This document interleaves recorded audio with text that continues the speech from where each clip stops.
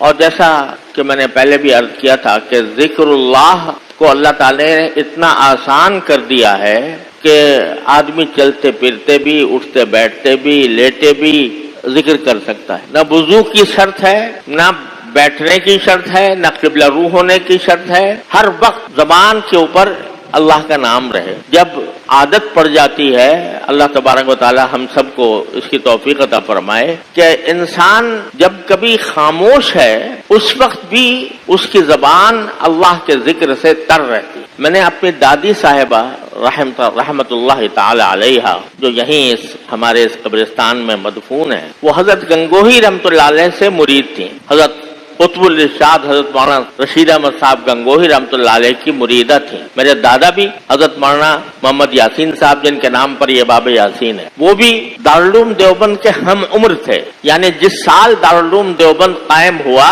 اسی سال میرے دادا حضرت مولانا محمد یاسین صاحب رحمۃ اللہ علیہ کی ولادت ہوئی، اور حضرت حکیم الامت مولانا اشرف علی صاحب تھانوی رحمۃ اللہ علیہ کے ہم سبق تھے، یعنی ساتھ ہی پڑھا ہے اور ساتھ ہی فارغ ہوئے ہیں، اور دارالعلوم دیوبند میں ساری زندگی پڑھاتے رہے اور کئی پشتوں نے ان سے ان کی شاگردی کی۔ وہ حضرت گنگوہی رحمۃ اللہ علیہ کے مرید تھے، اور عادت یہ تھی کہ جب سارے ہفتے دارالعلوم میں پڑھاتے تھے دارالعلوم دیوبند میں، تو جب جمعرات آتی تھی، چھٹی کا دن آتا تھا، تو وہ پیدل دیوبند سے گنگوہ تک سفر کیا کرتے تھے، اور رات حضرت گنگوہی رحمۃ اللہ علیہ کے ساتھ گزارتے تھے، اور اگلے دن جمعہ حضرت کے ساتھ پڑھ کر پھر پیدل واپس دیوبند آتے۔ تو وہ خود بھی حضرت گنگوہی رحمۃ اللہ علیہ کے مرید تھے، اور انہوں نے اپنی اہلیہ یعنی میری دادی صاحبہ کو بھی مرید کرایا ہوا تھا۔ تو ہم تو بچپن سے یہ دیکھتے تھے کہ ان کے ہر سانس کے ساتھ ہم سنتے تھے، اور سانس کے ساتھ اللہ اللہ اللہ کی آواز آیا کرتی۔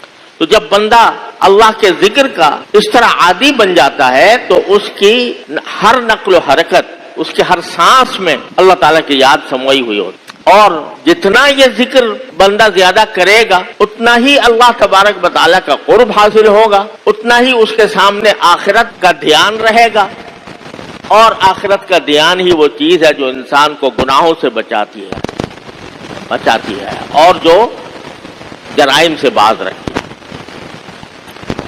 تو اس لیے اللہ تبارک و تعالیٰ نے ہمیں یہ حکم دیا ہے، اور جیسا میں نے عرض کیا تھا کہ بہت سی قسمیں ہیں ذکر کی، جن میں سے ایک میں نے عرض کیا تھا تلاوت قرآن۔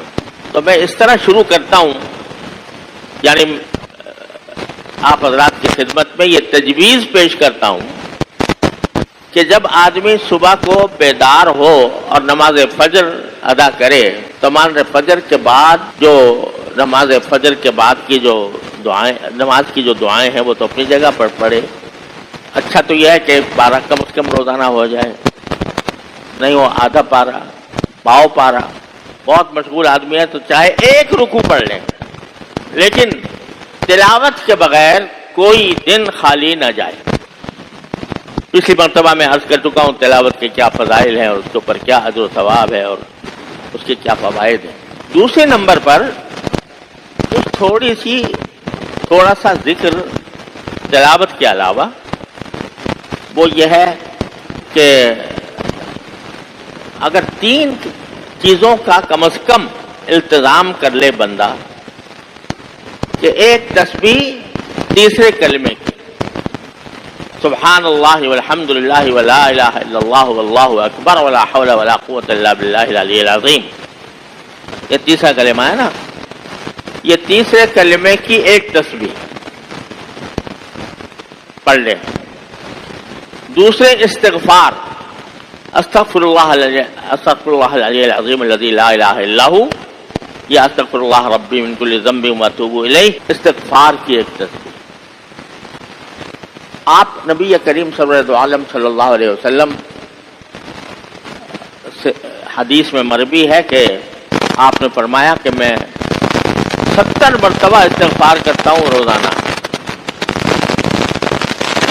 70 کا لفظ اسی حقیقی عدد کے لیے بھی ہو سکتا ہے اور تکثیر کے لیے بھی ہو سکتا ہے۔ اب آپ اندازہ کیجئے کہ رسول کریم سرورد عالم صلی اللہ علیہ وسلم کو اللہ تبارک و تعالی نے اول تو معصوم بنایا تھا، आपसे किसी गुनाह के सरजद होने की का कोई एहतमाल ही नहीं। अल्लाह ने मासूम बना दिया, कभी गुनाह सरजद हुआ ही नहीं। लेकिन अल्लाह तबारक व तआला ने यह ऐलान फरमा दिया कि अगर कभी हो जाए तुमसे कोई गलती तो कद गफ़र लक अल्लाहु मा तक़द्दम मिन ज़म्बिका व मा तअख़्ख़र, तुम्हारे अगले पिछले सारे गुनाहों को अल्लाह ने पहले ही माफ कर दिया। यानी अव्वल तो गुनाह हो नहीं सकता, लेकिन जो बड़े लोग होते हैं जिनका मर्तबा बड़ा होता है तो बाज़ औक़ात उनकी छोटी छोटी प्रोगुज़ाश्तों को भी वो अपने लिए गुनाह समझते। बल्कि उलमाए किराम ने लिखा है कि नबी करीम सरवर दो आलम सल्लल्लाहु अलैहि वसल्लम हर आन तरक्की का फरमाते थे, दर्जात में आपके हर आन तरक्की हो रही होती थी। आज एक दर्जा है, बड़ा आलीशान दर्जा है, लेकिन अगले दिन मसलन उससे आला दर्जा हासिल होता था, उससे अगले दिन उससे आला दर्जा, उससे अगले दिन और से आला दर्जा। तो जब आला दर्जे पर आप पहुंचते तो अपने पिछले दर्जे को अपने लिए गुनाह समझते थे। इन नेक लोगों तो जो मुकर्रब लोग हैं वो इसको अपने लिए बुराई समझते हैं कि सिर्फ फराइज वाजिबात सुन्नतों में इत्तिबा करें, नफले न पढ़ें। तो हसनातुल अबरार सय्यातुल मुकर्रबीन। तो नबी करीम सरवर दो आलम सल्लल्लाहु अलैहि वसल्लम वैसे तो मासूम थे तमाम खताओं से, लेकिन जो अपने नबूवत के आला शान के मुताबिक जिसको ये समझते कि मुझसे कोताही हुई उस पर इस्तिग़फ़ार फरमाते। तो हम जैसे लोग जो सुबह शाम पता नहीं कितने गुनाहों में कितने आफतों में गिरफ्तार रहते हैं, हमारे लिए तो इस्तिग़फ़ार एक लाजिमी चीज है। तो इसलिए कहता हूँ कि एक तस्बीह हुई तीसरे कलमे की सुब्हानल्लाह वल्हम्दुलिल्लाह वला इलाहा इल्लल्लाह वल्लाहु अकबर वला हौला वला कुव्वता इल्ला बिल्लाहिल अलिय्यिल अज़ीम। एक तस्बीह हुई इस्तिग़फ़ार की, अस्तग़फिरुल्लाह अल-अलिय्यिल अज़ीम अल्लज़ी ला इलाहा इल्ला हु अस्तग़फिरुल्लाह रब्बी मिन कुल्लि ज़ंबिन व अतूबु इलैह। दोनों में से कोई एक कर ले या दोनों कर ले, एक तस्बीह। और एक तस्बीह दुरूद शरीफ, अल्लाहुम्मा सल्लि अला सय्यिदिना मुहम्मदिन व अला आलि सय्यिदिना मुहम्मदिन कमा सल्लैता अला इब्राहीम व अला आलि इब्राहीम इन्नका हमीदुम मजीद। सबसे अफजल दुरूद यह है जो हम तहियात में पढ़ते हैं। यूं तो दुरूद के बहुत से सीगे हैं और उलमाए किराम ने दुरूद शरीफ की सीगे यानी दुरूद शरीफ के मुख्तलिफ कलिमात जमा किए हैं अपनी किताबों में, लेकिन इस पर इत्तेफाक है कि सारे सीगों में सबसे अफजल सीगा दुरूद शरीफ का वो है जो हम नमाज में अत्तहियात में पढ़ते हैं। तो ये दुरूद शरीफ, ये 3 तस्बीहें होंगी, इनका एहतमाम कर लें। और चौथी बात ये कि उस वक्त अल्लाह तबारक व तआला की बारगाह में ये अर्ज मारूज करे, ये दुआ करे कि या अल्लाह आज का दिन शुरू हो रहा है और अब मैं दुनिया के मुख्तलिफ कामों के लिए निकलूंगा, तो ये मैं एक ऐसे मारके में दाखिल हो रहा हूँ, ऐसे कारजार में दाखिल हो रहा हूँ जहाँ पर कदम कदम पर नफ्स और शैतान बहकाता है इंसान। तो अल्लाह मैं आपके बारगाह में ये दुआ करता हूँ कि या अल्लाह जब मैं इस कारजार जिंदगी में दाखिल हूँ, जिंदगी के कारोबार में दाखिल हूँ, तो अल्लाह मेरी नफ्स और शैतान से मेरी हिफाजत फरमाइएगा और मुझे गुनाहों से मुझे महफूज रखिए। अपनी तरफ से ये नियत कर लो कि जो काम करूंगा अल्लाह मैं आपकी रजा के लिए करूंगा। इन्ना सलाती व नुसुकी व महयाया व ममाती लिल्लाहि रब्बिल आलमीन। अल्लाह मेरी नमाज भी आपके लिए, मेरी कुर्बानी भी आपके लिए, मेरी इबादत भी आपके लिए, मेरा मरना और जीना भी आपके लिए। ये नियत कर लो और ये समझो कि भाई अब रोजी कमाने जाऊंगा तो वो भी अल्लाह के हुक्म की वजह से जाऊंगा, नबी करीम सल्लल्लाहु अलैहि वसल्लम की सुन्नत के इत्तिबा में जाऊंगा। अपने घर वालों से मिलूंगा तो वो भी आपकी सुन्नत की इत्तिबा में मिलूंगा। अगर बाजार में किसी से मुलाकात होगी, दोस्त अहबाब के साथ उठना बैठना होगा, तो वो भी अल्लाह की रजा के लिए होगा। तो ये दुआ कर लो और ये नियत इखलास की पैदा कर रहे हैं। सुबह के वक्त में ये चंद मिनट का काम, मुश्किल से आधे घंटे का काम हो, कुछ ज्यादा लंबा चौड़ा मुश्किल भी नहीं है, इसका एहतमाम करें।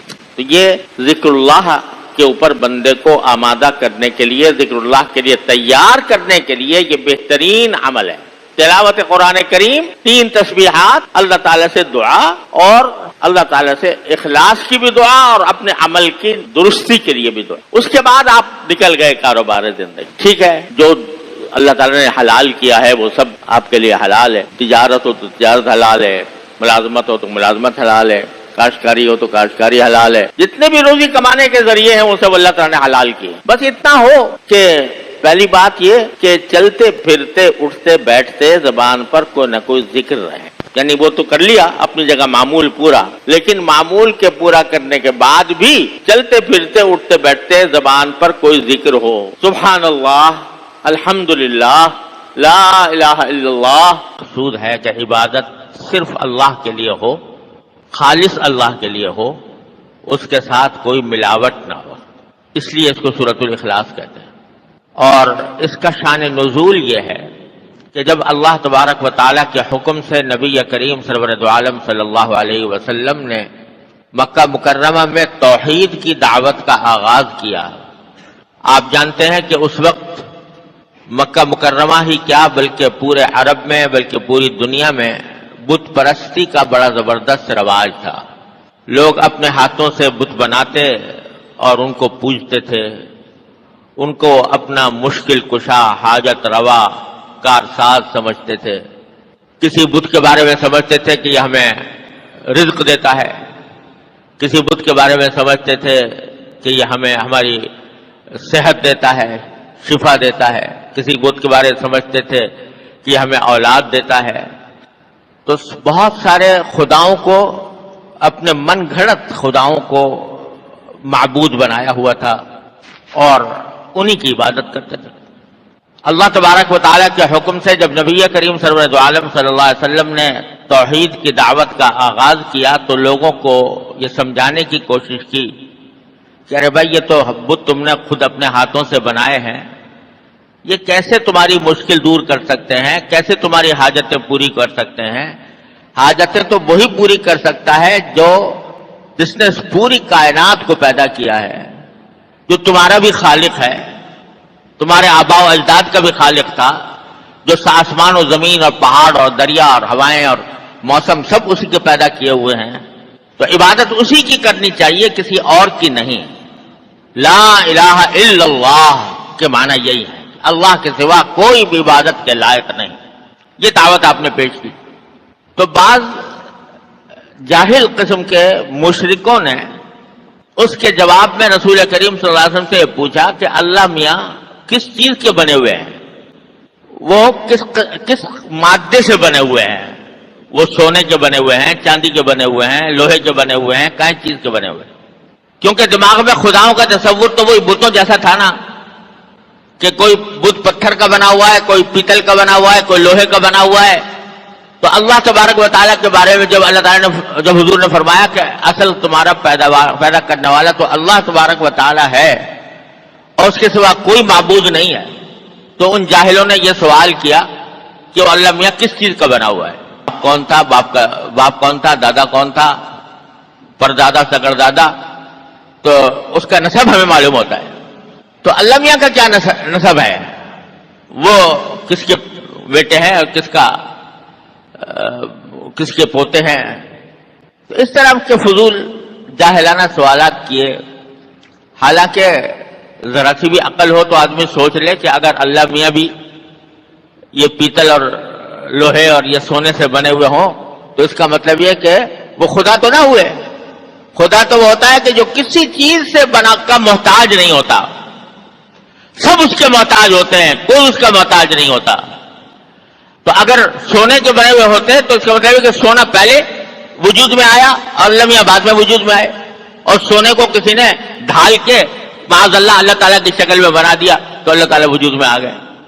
یہ معمولی سی سمجھ والا آدمی بھی سمجھ سکتا تھا، لیکن ایسے ہی فضول سوالات ان لوگوں نے کیے تو اس پر یہ سورہ اخلاص نازل ہوئی، جس میں بڑے ہی عجیب انداز میں اللہ تبارک و تعالیٰ کی صفات بیان فرمائی گئی، اور سورت ایسی نازل ہوئی کہ ایک حدیث میں آتا ہے کہ نبی کریم سرور دو عالم صلی اللہ علیہ وسلم نے ایک مرتبہ صحابہ کرام سے فرمایا کہ تم لوگ ذرا سب جمع ہو جاؤ، تو میں تمہارے سامنے 1/3 قرآن کی تلاوت کروں گا، 1/3 قرآن کی۔ تو سارے حضرات جمع ہو گئے، تو اس پر نبی کریم صلی اللہ علیہ وسلم نے اس سورہ اخلاص کی تلاوت فرمائی اور فرمایا کہ یہ سورت جو ہے یہ 1/3 قرآن کے برابر ہے۔ اس لیے اس سے فقہاء کرام نے یہ مستنبط کیا کہ اگر کوئی شخص سورہ اخلاص کی تلاوت کر لے تو اتنا ثواب ہے جتنا 1/3 قرآن کی تلاوت کرنے کا ثواب ہوتا ہے. اور اس کا مطلب یہ ہوا کہ 3 مرتبہ اگر سورہ اخلاص کی تلاوت کر لے تو گویا پورے قرآن کی تلاوت کر لی. اس لیے آپ نے دیکھا ہوگا کہ جب ایصال ثواب کسی کو کیا جاتا ہے، جب آپ نے بھی سنا ہوگا کہ کسی کی قبر پر جا کر اس کو سلام عرض کیا جاتا ہے، اور سلام کرنے کے بعد پھر عام طور سے یہ مشورہ دیا جاتا ہے کہ بھئی 3 مرتبہ قل ہو اللہ احد پڑھ کے اس کو ثواب پہنچا دو. تو